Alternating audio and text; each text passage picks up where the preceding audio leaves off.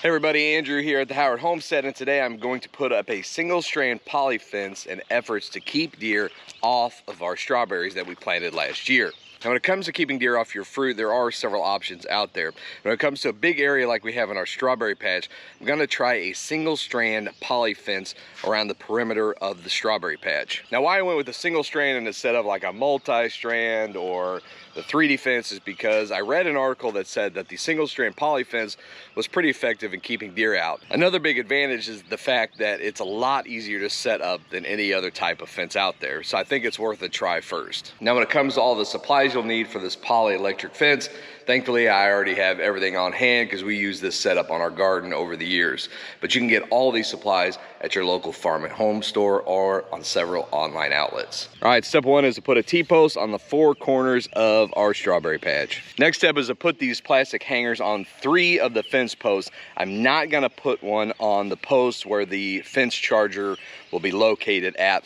Now on each post, I'm gonna set these at about 30 inches high, so my strand around the whole strawberry patch will be about 30 inches, 3 feet in height. Now it's time to run the fence around to the 4 posts. So what I've done is tied one end off to this plastic insulator and wired it to the post. You want to make sure that the poly tape doesn't touch any metal on its route around the perimeter.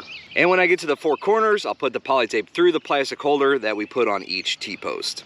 Okay, now I'm gonna go around to the fence, put up these support posts wherever there's any slack in the poly tape electric fence. I had the fence run all the way around the perimeter. Now I'm back to the original T-post where I'm gonna put the charger. What I like to do at the end of my poly fence is to put this gate handle on it. So basically all you have to do to get the fence down is take this gate handle on and off. Now what's nice about that is that it's easy to take on and off, and it's also great for when you're wanting to pick strawberries. You can just take the fence down, you're not having to step over it every time. So I've got the fence charger hooked up. Now I just need to run a cord from the outlet at the shed to the strawberry patch. Now thankfully this isn't too far away, but if you need to set up a fence a long distance away from any power, you may want to get one of the chargers that comes with a built-in battery and solar charger. That way you can put this fence anywhere you need to and not have to be close to an outlet. All right, so I've got the fence all set up. I've got it plugged in, checked it. It's ticking great. But one of the last things I did was put a trail camera on a couple of the posts. That way I can see if this is really working to keep deer out. I know deer are eating the strawberries, because I've seen them do it at night.